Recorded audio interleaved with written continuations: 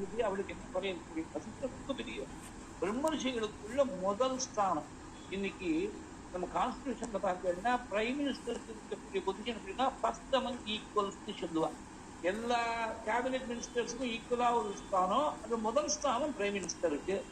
அவர் அது பேரே அப்படிதான் இருக்கு. பிரைம் சொன்னாக்க ஃபர்ஸ்ட்ங்கிற ஒரு அர்த்தம் இருக்கணும்.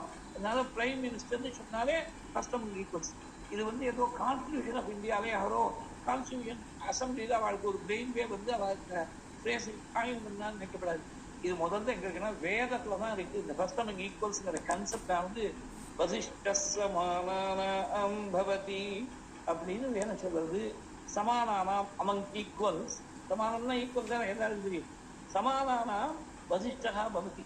அதனால ஃபர்ஸ்ட் அமங் ஈக்குவல்ஸ்ங்கிற கான்செப்ட் வசிஷ்டர் அவ்வளவு பெருமை கொண்டவர். பிரம்மரிஷிகளுக்குள்ள முதல் ஸ்தானத்தில் இருக்கக்கூடியவர். இவர் ஆச்சாரிய பரம்பரையில் சேர்ந்தவராக இருக்கார். நம்முடைய பகவத்பாதாருடைய ஆச்சாரிய பரம்பரையை பார்த்தீங்கன்னா பகவத்பாதாருக்கே சில தலைமுறைகளுக்கு முன்னாடி குருவா இருக்கக்கூடியவர். நேர பிரம்மாவுடைய புத்திரம். நாராயணம் பத்மபுரம் வசிஷ்டம் சக்திஞ்ச தத்புத்திர பராசரஞ்ச வியாசம் சுகம் கௌடபதம் மகாந்தம் கோவிந்த யோகீந்திரம் அதாசிஷம் ஸ்ரீ சங்கராச்சாரியம் அதாசிய பத்மபாதஞ்ச ஹஸ்தாமத கஞ்ச சிஷ்யம் சந்தோஷகம் வார்த்திக காலமஞ்ஞானு அஸ்மத் குருன் சந்ததமான தோஸ்தி நமஸ்காரம் பண்ணிட்டு இருக்கோம். அதனால ஆச்சாரிய கோஷ்டியிலும் ரொம்ப முக்கியமா இருக்க பிரம்மாவுடைய நேர் புத்திரர். அவருக்கு தெரியாத விஷயமே கிடையாது. பிரம்மரிஷி சிரேஷ்டர். இவ்வளவு பெருமை இருக்கக்கூடிய வசிஷ்டருக்கு வாழ்க்கப்பட்ட அருந்ததிக்கு அவளுக்கு என்ன குறை இருக்க முடியும்னா ரொம்ப பெரியவர் தான். ஆஸ் அ தபஸ்வி பெரிய ரிஷிங்கிற முறையில ரொம்ப வசந்தவர் தான். ஆஸ் அ ஹஸ்பண்ட்னு பார்த்தீங்கன்னா ரொம்ப சிரமம். ஏன்னா ராத்திரால் 3 மணிக்கு இருந்தாருன்னா ஒரு மாதிரி மூட்டு பிடிச்சது தியானங்கிறார், ஒரு யாகங்கிறார், யஜ்யங்கிறார், ஜபங்கிறார், அனுஷ்டானங்கிறார். ராத்திரி 12 நிமிஷம் அனுஷ்டானம் பண்ணிட்டே இருக்காரு ஐயா. அவர்கிட்ட ஒரு 5 நிமிஷம் பேசுறதுக்கே அவகாசம் இல்லை. இந்த பக்திக்கு 10 காயத்ரி பண்ணாலே ஒத்துக்க மாட்டேங்கிறார் இந்த காலத்துல. பொங்கல் தான் ரொம்ப ரொம்ப வருத்தப்பட்டு சொல்ல வேண்டிய விஷயம். வசிஷ்டமா இருக்க பத்து இப்ப யாரும் கிடையாது. கவலைப்படாத. கல்யாணத்துக்கு பொண்ணு வச்சிருக்காரோ, கல்யாணத்துக்கு இருக்கக்கூடிய பொண்ணுகளோ கவலைப்படாத. அந்த மாதிரியில் தான் ஒன்றும் பையன் கிடையவே கிடையாது. ஏதோ மிஞ்சி போனா ஒரு 10 காயத்ரி பண்ணுவோம்.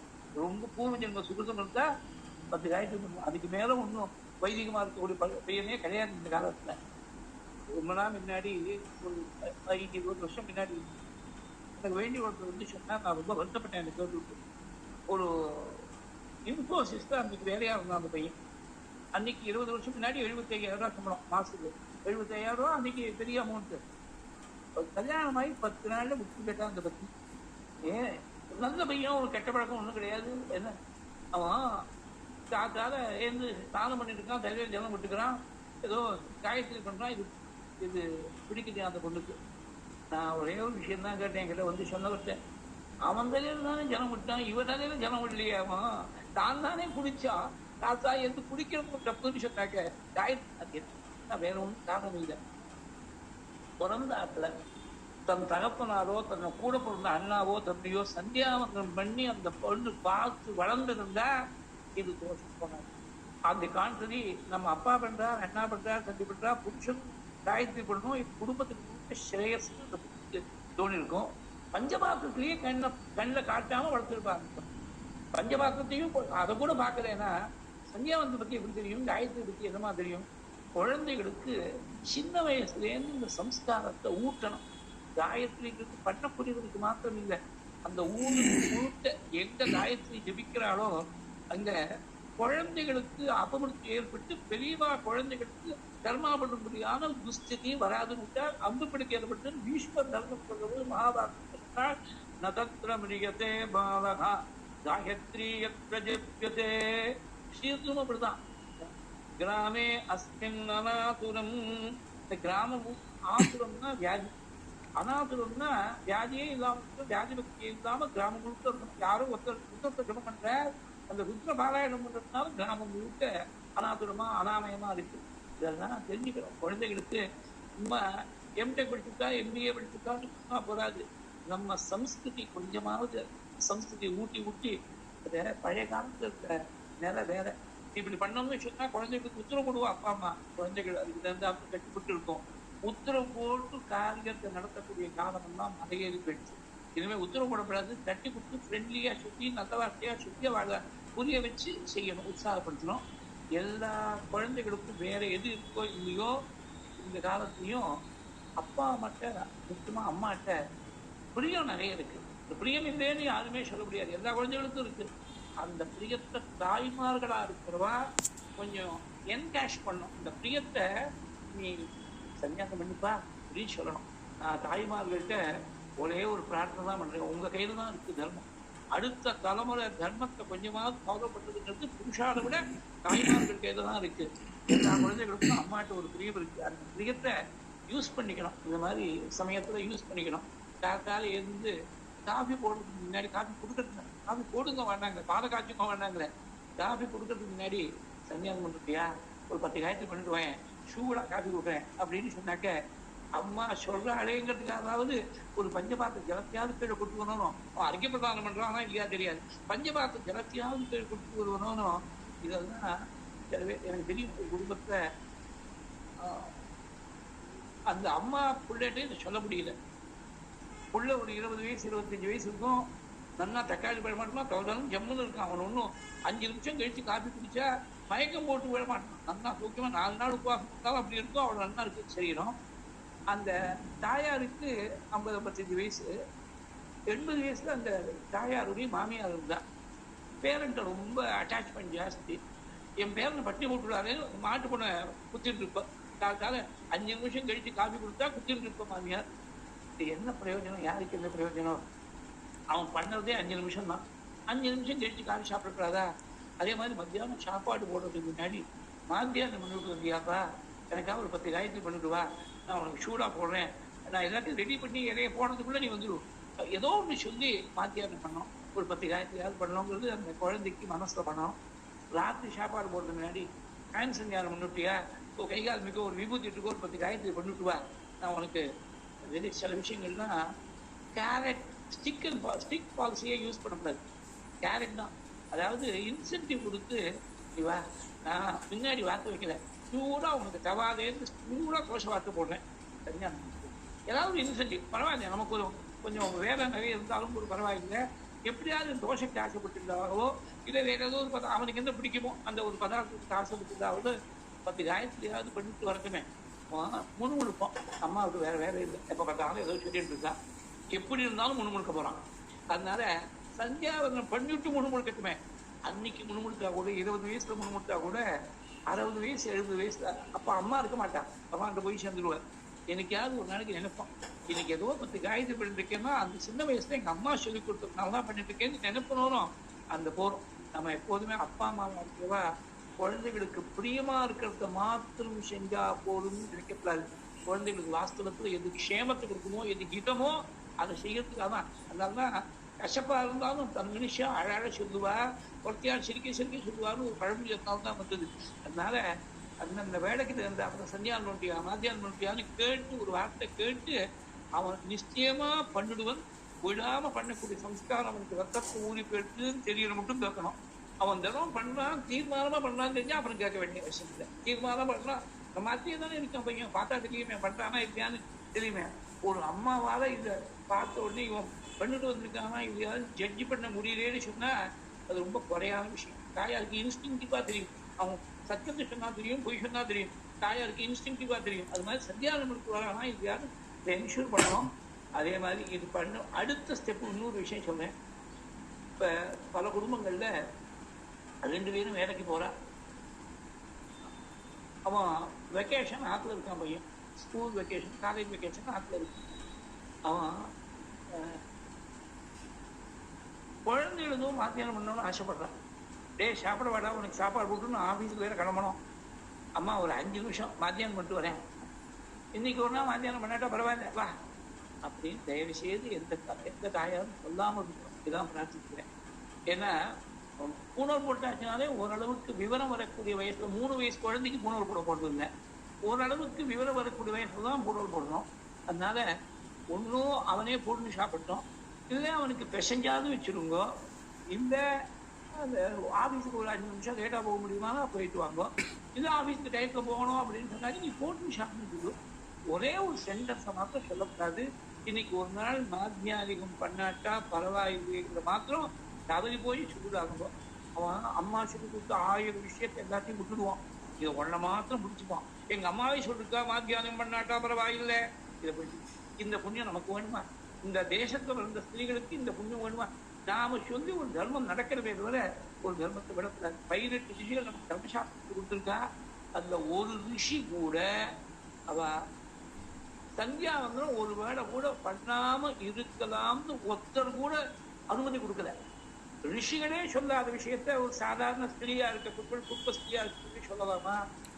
சந்தியாவந்தனம் பண்ணாம இருக்கிறதுக்கு ஒரே ஒரு உபாயம் உண்டு. அதை முதல்லயே சொல்லப்படாதோ. நீங்க மாட்டில் எழுத்துன்னு போயிட்டே இருக்கல, சந்தியாவந்தனம் பண்ணி மணிக்கா பேசிட்டு இருக்கல. சொல்றேன், சந்தியாவந்தனம் பண்ணா அவருக்கு ரொம்ப இன்ட்ரெஸ்டா இருக்காப்பா. சந்தியாவந்தனம் பண்ணா இருக்கிறதுக்கு வழி. ஆனா சந்நியாசம் வாங்கிட்டா சந்தியாவந்தனம் பண்ண வேண்டாம். அதுவும் ஸ்மார்த்த சம்பிரதாயம், அத்வைத பரம்பரை தான். வைஷ்ணவாளுக்கு சன்னியாசிகளுக்கு முதற்கொண்டு சிகம் உண்டு, பூணல் உண்டு, சந்தியாவனம் உண்டு.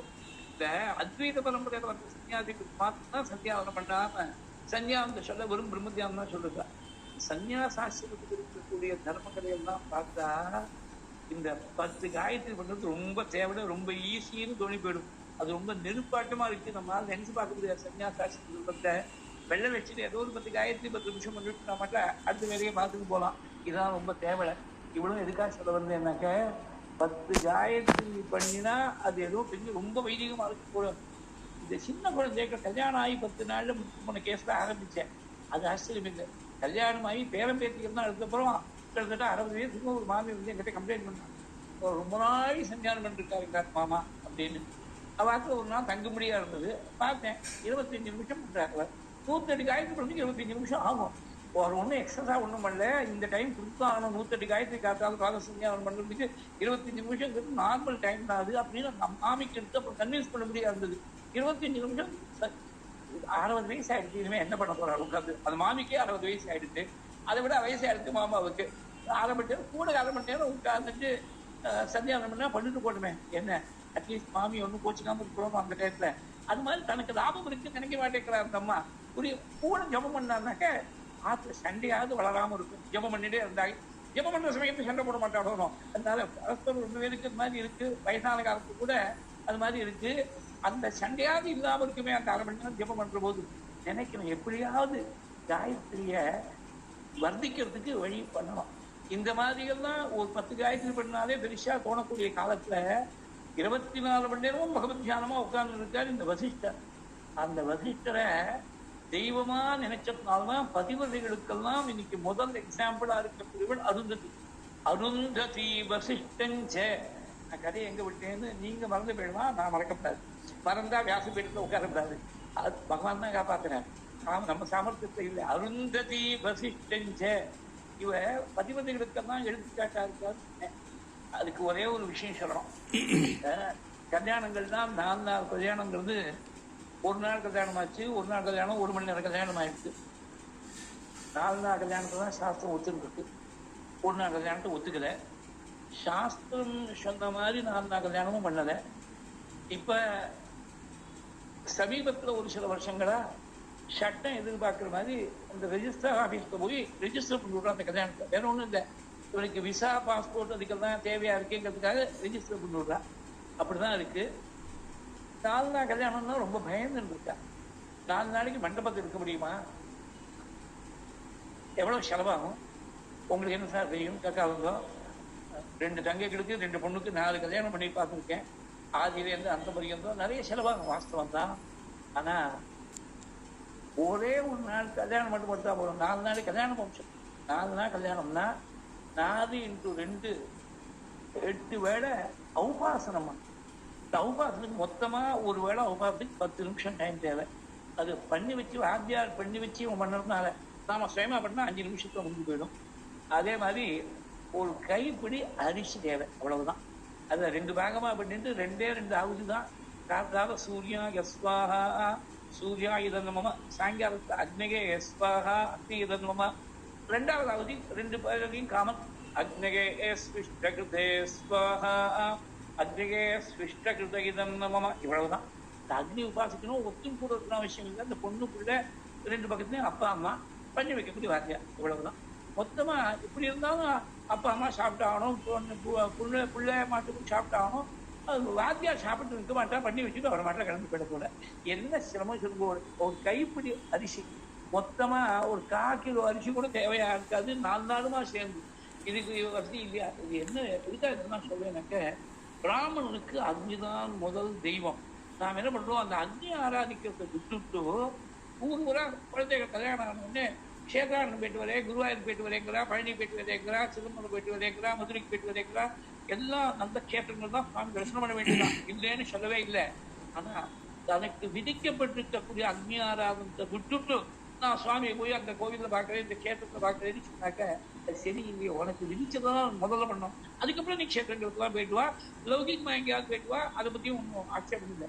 முதல்ல அக்னி ஆராதிக்கணும். அந்த 4 நாள் கல்யாணத்துல எப்படின்னாக்க, சாஸ்திரத்துல இருக்கக்கூடிய வேத மந்திரத்தில் இருக்கக்கூடிய விதியை சொல்றேன், எங்கிட்ட யாரும் புரிஞ்சுக்காதப்போ. தம்பதிகள் கல்யாணமானதுலேருந்து நிச்சயானத்துலேருந்தே அந்த சாயங்காலம் அருந்த தரிசனம் பார்க்கற மட்டும் அவளுக்குள்ள பேசிக்கப்படாதுன்னு. ராத்திரி தான் அருந்த தரிசனம் பார்க்க முடியும், பகல்ல போய் நட்சத்திரம் தெரியுமா? அதாவது முதல்ல நான் பேசக்கூடிய பேச்சு எப்படி இருக்கணும்னு ஒரு ஃபார்மேட்டை போட்டு கொடுத்துருக்கு வேதம். நீ அருந்ததியை பார்த்தியாவது புருஷன் பத்தியை பார்த்து கேட்கணும். நீங்க துருவனை பார்த்தேடா அப்படின்னு இவ புருஷனை பார்த்து கேட்கணும். துருவ நட்சத்திரம் தான் போல் ஸ்டார், எப்போதும் அசையாம அதான் கைடா இருக்கும். பழைய காலத்துல காம்பஸ் எல்லாம் வரதுக்கு முன்னாடி யாத்திரை பண்ணக்கூடியவர்களுக்கு, தேசாந்திரத்துக்கு போகக்கூடியவர்களுக்கு ராத்திரியில கைடிங் லைட்டா இருக்கக்கூடியது போல் ஸ்டார் தான். அது எப்படி ஸ்திரமா அசையாம ஒரே போஸ்ட்ல இருக்கோ, அந்த மாதிரி இன்னைக்கு 18 வயசு 20 வயசுல எவ்வளவு இருக்கு, அழகு இருக்கு, அந்த வயசுக்கு இருக்கக்கூடிய ஆகர்ஷணம் இருக்கு. அதனால பிரியமா இருந்தா ஆச்சரியம் இல்லை. உங்களுக்கு 80 வயசு ஆகி எனக்கு 75 வயசு ஆகி கண்ணு அப்படியே மங்கி போய், காது கேட்காம போய், பல்லெல்லாம் போய், சுண்ணு போய், உடம்பெல்லாம் சுருக்கம் விழுந்து பார்க்கறதுக்கே குரூபமா போற போது கூட வெளியில இருக்கக்கூடிய தோந்த ஆசை இல்லாமல் உள்ள இருக்கக்கூடிய அந்த ஸ்வரூபத்துல ஒரு பிரியம், உண்மையான பிரியம் துருவ நட்சத்திரத்தை போல ஸ்திரமா இருக்கணும் அப்படின்னு காட்டுறதுக்காக தான் துருவனை பார்த்தேளான்னு முதல் வார்த்தை. அருந்ததியை பார்த்தே அருந்ததி போல நீ மகாபதிபதியா இருக்கணும், டூ திக் அண்ட் தின், எப்போதும் கூட இருக்கணுங்கிறதுக்காக அருந்ததியை பார்த்தியான்னு அவன் பத்னியை பார்த்து கேட்கணும். இந்த பக்கத்துலயே காட்டாத 1 மணி நேரத்துல பாத்தியா நாயை எடுத்து நாங்க ஃபிளைட் புக் பண்ணிருக்கோம் பிடிச்சிருக்கோம்னு சொன்னா அவர் என்ன பண்ணுவார்? நாயை எடுத்துன்னு சொல்லக்கூடாது. எப்படி உச்சிதமோ மந்திரம் எப்படி இருக்கோ அப்படி பண்ணி வைங்கன்னு தான் சொன்ன வாத்தியார்த்த. நாயை எடுத்துன்னு சொன்னாக்க மந்திரத்தை சொல்லிதானே ஆகணும். அப்ப அருந்த தரிசனம் எப்படி பண்ண முடியும்? காத்தாலே எப்படி இருக்காக்க ராத்திரி இருந்தாதான் அருந்த தரிசனம் பண்ண முடியும். திடீர்னு ஒரு முந்து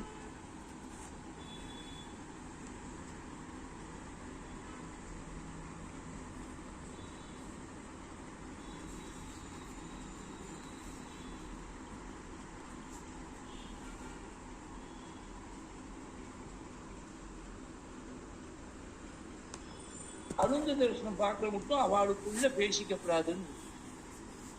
ராத்திரி தான் அருந்த தரிசனம் பார்க்க முடியும், பகல்ல போய் நட்சத்திரம் தெரியுமா?